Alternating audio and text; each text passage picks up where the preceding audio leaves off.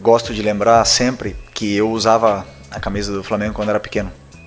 Sou torcedor desde pequeno. Cresci vendo e sofrendo com eliminações do Flamengo e sendo torcedor igual eles.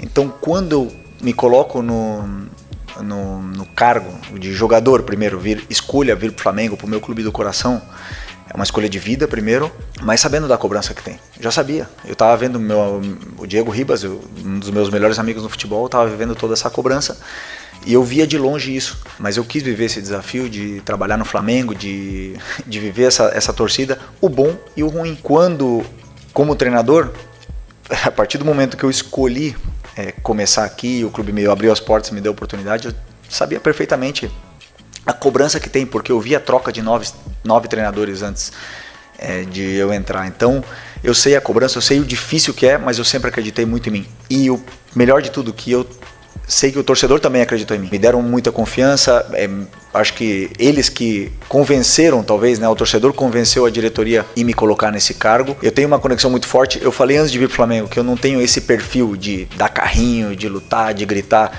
que o torcedor às vezes tanto gosta, mas eu tenho outro perfil que me conecta muito com eles, e eles sabem disso, que é o respeito, o carinho e a dedicação, mas o respeito principalmente pelo escudo.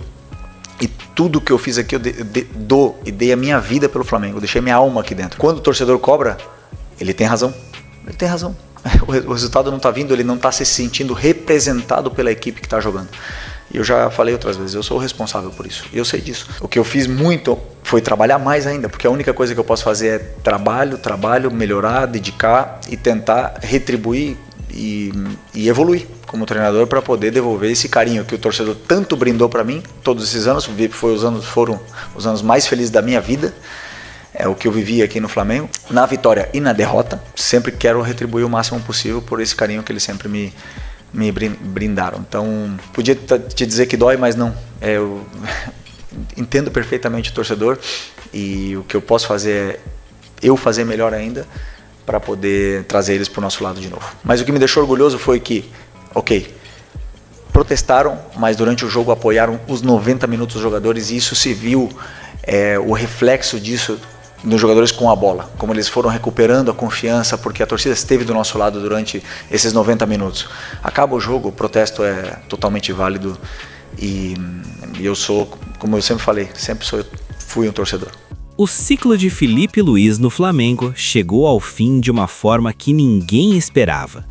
Minutos depois de uma goleada histórica por 8-0 sobre o Madureira e depois de garantir vaga na final do Campeonato Carioca, o treinador foi demitido pela diretoria do clube sem qualquer aviso prévio. E hoje você vai entender toda a história por trás dessa decisão surpreendente, os bastidores, a queda de desempenho, a crise interna e o que pode acontecer com o Flamengo e Filipe Luís daqui para frente.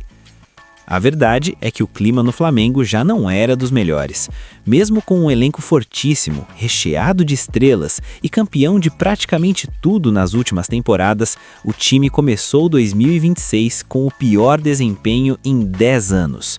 Foram derrotas na Supercopa do Brasil contra o Corinthians, na Recopa Sul-Americana contra o Lanús, atuações fracas, pouca intensidade e um ambiente interno cada vez mais pressionado. Jogadores insatisfeitos com métodos de treino, decisões táticas sendo questionadas e uma cobrança gigantesca em cima do treinador. Mas o ponto mais surpreendente dessa história é que, apesar de tudo isso, Filipe Luís não sabia que estava ameaçado naquele momento. Ele entrou na coletiva após a goleada por 8-0 completamente tranquilo, falando sobre as críticas da torcida e projetando normalmente a final do Campeonato Carioca contra o Fluminense no próximo domingo. Ele falava como um treinador seguro de seu trabalho, confiante, e sem imaginar que aquele seria seu último compromisso como técnico do Flamengo. Quando a coletiva terminou, Filipe Luís foi chamado pelo diretor de futebol José Botto. Ali, nos bastidores, Botto deu a notícia de forma direta. Filipe Luís estava demitido, sem reunião prévia, sem conversa longa, sem qualquer aviso antecipado. Uma decisão rápida, tomada pela diretoria e executada praticamente no corredor do estádio. Minutos depois, enquanto Filipe ainda processava a demissão, o Flamengo publicou uma nota oficial, anunciando sua saída e agradecendo pelos serviços prestados. Junto com ele, também deixaram o clube o auxiliar Ivan Palanco e o preparador físico Diogo Linhares. E é importante lembrar o tamanho do trabalho que Felipe Luiz deixa para trás. Em pouco mais de um ano como profissional, ele colecionou conquistas impressionantes. Campeão da Copa do Brasil 2024, campeão da Supercopa do Brasil 2025, campeão carioca, campeão da Libertadores, campeão brasileiro, tudo isso no mesmo ciclo. Além disso, levou o Flamengo até a final do Intercontinental, perdendo nos pênaltis para o PSG. Um currículo gigantesco para alguém que, até pouco tempo atrás, estava no Sub-17 e no Sub-20 do clube. Em números, Felipe deixa 101 jogos, com 63 vitórias, 23 empates e apenas 15 derrotas. Um aproveitamento de quase 70%, empatando com Jorge Jesus e Flávio Costa, como o segundo técnico mais vitorioso da história do Flamengo. Mas se Felipe acumulou glórias em 2025, 2026 começou de forma completamente diferente. A equipe não engrenou. O time oscilava fisicamente, perdia intensidade rapidamente e cometia muitos erros táticos. Alguns jogadores demonstravam insatisfação com o estilo de trabalho, especialmente com crinos mais pesados e decisões de escalação. A comissão técnica também enfrentava desgaste interno e a diretoria já vinha observando a situação com preocupação. Mesmo a goleada de 8-0 não foi suficiente para apagar 2 meses de instabilidade e a diretoria entendeu que era hora de mudar antes da final do Carioca. A crise era real e, segundo jornalistas próximos ao clube, alguns jogadores estariam incomodados com mudanças constantes nas funções, falta de clareza em substituições e até com a comunicação da comissão técnica. O ambiente, que tinha sido muito bom na temporada anterior, se deteriorou com os resultados ruins. A pressão interna e externa cresceu ao ponto de a diretoria considerar que o ciclo tinha se esgotado. A pergunta agora é por que a demissão aconteceu exatamente depois de uma goleada tão expressiva. A resposta parece ser uma combinação de 2 fatores. Primeiro, a vitória mascarou, mas não resolveu os problemas estruturais. Segundo, a diretoria entendeu que precisava tomar a decisão imediatamente para não levar a indefinição para a final do Campeonato Carioca. Em outras palavras, mesmo vencendo por 8-0, o Flamengo não convencia. A diretoria avaliava desempenho e não apenas placares. O futuro de Felipe Luiz, no entanto, segue muito aberto e promissor.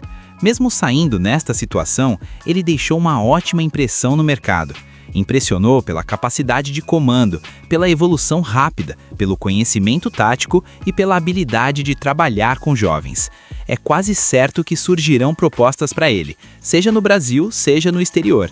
Sua passagem meteórica como treinador do Flamengo, cheia de títulos, coloca seu nome em outro patamar. E claro, surge também a dúvida: o que acontece agora com o Flamengo? Com a demissão a poucos dias da final do Carioca, o clube terá um desafio enorme. O elenco precisa se reorganizar emocionalmente, alguém terá que assumir como interino e a diretoria precisará decidir rapidamente quem será o próximo comandante. A expectativa da torcida é enorme, a pressão interna continua e o Flamengo não pode errar mais uma vez, especialmente no início de temporada. A saída de Felipe Luiz, portanto, não é apenas uma troca de treinador. É o fim de um ciclo que começou brilhante e terminou turbulento. É uma decisão que expõe a pressão gigantesca que envolve o futebol brasileiro, especialmente em clubes do tamanho do Flamengo, e abre um novo capítulo de incertezas tanto para o clube quanto para o treinador. O fato é que esta demissão, logo após uma goleada histórica, ficará marcada como uma das mais inesperadas dos últimos anos. Resta agora acompanhar os próximos passos, quem assume o Flamengo, como o elenco reagirá e qual será o futuro de Felipe Luiz no futebol. O cenário está aberto e as próximas semanas prometem ser agitadas. E aí, torcedor?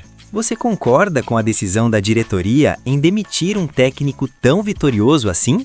Deixe nos comentários a sua opinião e não se esqueça de se inscrever no canal. Até o próximo vídeo!